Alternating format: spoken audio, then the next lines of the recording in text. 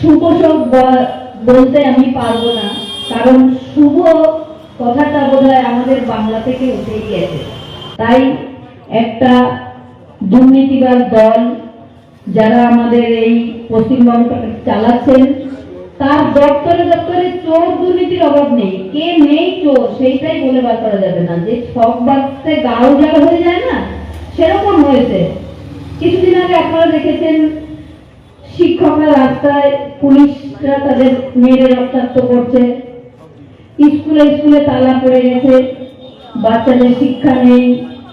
স্বাস্থ্য ব্যবস্থার অবস্থাটা কি বা বলবো। স্বাস্থ্য ব্যবস্থা সেদিন 2024 9 আগস্ট আরজিকর হসপিটালে আমার মেয়ে অন ডিউটি অবস্থায় তার নির্মম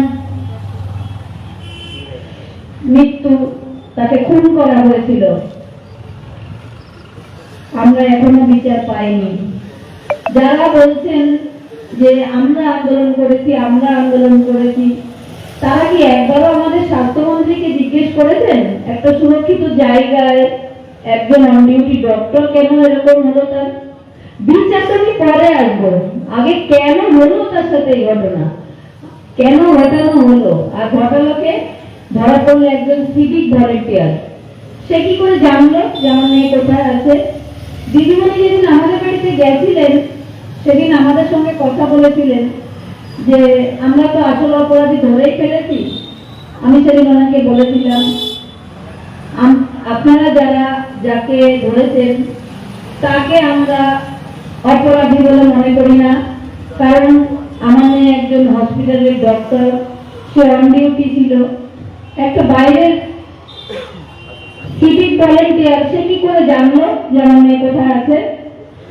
দিদিমণি মাথা নিচু করে শুনলেন এবং দিলীপ গোয়েলের দিকে তাকিয়ে বললেন, আমিও এই কথাটার সঙ্গে একমত।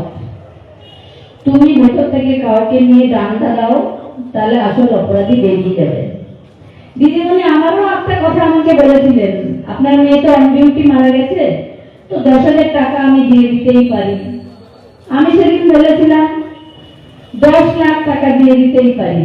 সেদিন আমি বলেছিলাম, না ম্যাম, আমার মেয়ের জন্য আমি কিছুই চাই না, চাই শুধু তার ন্যায় বিচার। আর ন্যায় বিচার আমি পাওয়ার পরে যদি তার প্রাপ্য কিছু থাকে, আমি সেটা নবান্নতে গিয়ে নিয়ে আসবো, আপনার বাড়িতে আসতেও হবে না। তারপর কেটে গেছে অনেকগুলো দিন। বিচারের নামে প্রহসন, যেটা আমরা দেখছি lower court, high court, supreme court, সব জায়গায় আমাদের মামলা চলছে। কিন্তু বিচারের মানে যে প্রহসন, ওই এক সঞ্জয় রায় ছাড়া আর কেউ অপরাধী এখনো ধরা পড়েনি। কি করে ধরা পড়বে বলুন তো? পুলিশ মন্ত্রী যিনি তার বড় বড় আইপিএস লেভেলের পুলিশ অফিসারদের পাঠিয়ে সমস্ত তদন্ত লোপাট করে দিলেন তথ্য প্রমাণে। তদন্তটাকেও মেরেছেন। আমার মেয়ের খুন হয়েছে, তার স্বপ্নও খুন হয়েছে, সাথে সাথে তদন্তটাকেও খুন করেছেন মাননীয়া। ভেবেছিলেন মেয়েটা অতি সাধারণ ঘর থেকে উঠে আসা, বাবা মাকে কিছু টাকা ধরিয়ে দেব আর অপরাধীদের আমার সাদা শাড়ির ভাগে লুকিয়ে রাখবো। কিন্তু সব বাবা মার মতো আমরা হতে পারিনি। মেয়ের মৃতদেহের সামনে ডিসি নর্থের কাছ থেকে 1 বান্ডিল টাকা ধরছে। তারপরে যেদিন সঞ্জয় রায়ের সাজা ঘোষণা হলো, সেদিন জজ সাহেব অনির্বাণ দাস বললেন, আপনাদের 17 লক্ষ টাকা ধার্য করা হয়েছে আপনার মেয়ের ক্ষতিপূরণের জন্য। সেদিন আমরা দুজনেই দাঁড়িয়ে বলেছি, স্যার আমরা টাকা চাই না, আমরা মেয়ের বিচার চাই। তো উনি বলেছেন, আমার এটা বলার কর্তব্য, আমি বলেছি, আপনারা নিলে না নিলে আপনাদের ব্যাপার। একটা সুরক্ষিত জায়গায় একটা অন ডিউটি ডক্টরের যদি এই অবস্থা হয়, তাহলে পশ্চিমবঙ্গে কোনো নারী কি সুরক্ষিত তার কাজের জায়গায়? কেউ সুরক্ষিত নই আমরা। মায়েরা স্কুলে বাচ্চাদের পাঠালে চিন্তায় থাকতেন যে সে আর ঠিক করে তার মায়ের কাছে ফিরবে কিনা। আমার মেয়েটাও সেদিন যেমন বাড়ি থেকে বেরিয়েছিল বৃহস্পতিবার, আমি খাইয়ে দিলাম তাকে, সমস্ত জিনিস দিলাম, তখন সে কিন্তু বুঝতে পারেনি যে আমাকে আর বাবা মার কাছে ফিরতে দেওয়া হবে না। তবে রাত্রে যখন তার সঙ্গে অমানবিক অত্যাচারটা হলো, যখন সে জানতে পারলো যে আমাকে মেরেই ফেলবে এরা, আমি আর মা বাবার কাছে যেতে পারবো না, সেই যে যন্ত্রণাটা, সেটা কিন্তু আমি নিতে পারিনি সেদিন। কিন্তু সেই যন্ত্রণাটা আমি যতদিন বেঁচে থাকবো সেই যন্ত্রণাটা অনুভব করেই চলে যাবো এই পৃথিবী থেকে। কিন্তু একটা কথা অঙ্গীকারবদ্ধ হবো আজকে, নতুন এক ভারত তৈরি হোক, নতুন এক পশ্চিমবঙ্গ তৈরি হোক, নতুন এক বরানগর তৈরি হোক, নতুন এক পানীয়টি তৈরি হোক।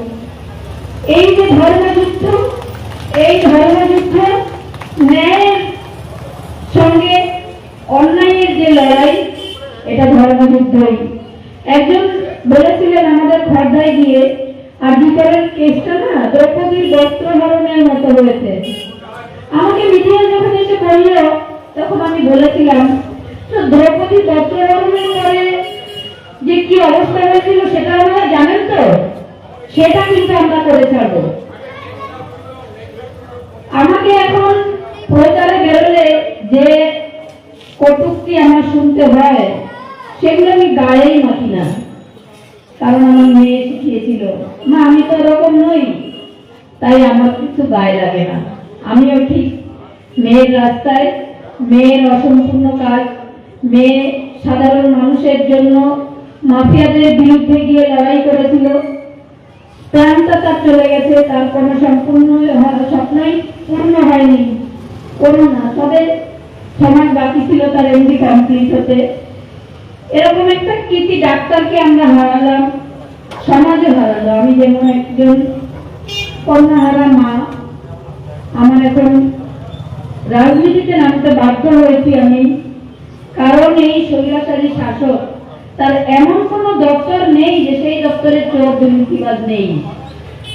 তার থেকে বড় কথা হচ্ছে, আপনারা সবাই জানেন হয়তো, যতুপ্রিয় মল্লিক, যিনি বালু বলে পরিচিত, তিনি রেশন দুর্নীতিতে জেল খেটেছিলেন। তো মুখ্যমন্ত্রী বলেছেন বালু আমার সব থেকে ভালো কাজ করেছে দলে। তাহলে যারা ধর্ষকদের লুকায়, যারা চুরি করে, যারা দুর্নীতি করে, তাদেরই মাননীয় সার্টিফিকেট দেন। যেমন সেদিন সার্টিফিকেট দিয়েছিলেন 9 তারিখ নির্মল ঘোষ, সোমনাথ দে এবং সঞ্জীব মুখার্জি, দায়িত্ব দিয়েছিলেন তাদের যে মৃতদেহটাকে তাড়াতাড়ি চুল্লিতে ঢুকিয়ে দাও, তোমাদের পুরস্কৃত করব। তো সেটাই ওনারা করেছেন, পুরস্কৃত হয়েছেন। আজকে এখানে সজলদা বসে আছেন, সেদিন চালা থানার সামনে আমার সাথে অনেকক্ষণ বসেছিলেন। ওনার বাবা খুব অসুস্থ ছিলেন, তাও উনি আমার পাশে এসে দাঁড়িয়েছিলেন। তো আমি বলবো, আমরা সবাই মিলে একতাবদ্ধ হয়ে সমস্ত বাংলায় পদ্ম ফুল ফোটাবো এবং এই দুর্নীতিবাদ শাসককে মাটিতে টেনে নামাবো। আর একটা কথা বলবো, বরানগরের প্রার্থী সজলদা, আমাকে অবশ্য কাকিমা বলেই ডাকেন, তাকে বিপুল ভোটে জয়ী করবেন। আর আমরা সবাই মিলে মোদিজির হাতটা শক্ত করব, সারা বাংলায় পদ্ম ফুল ফোটাবো।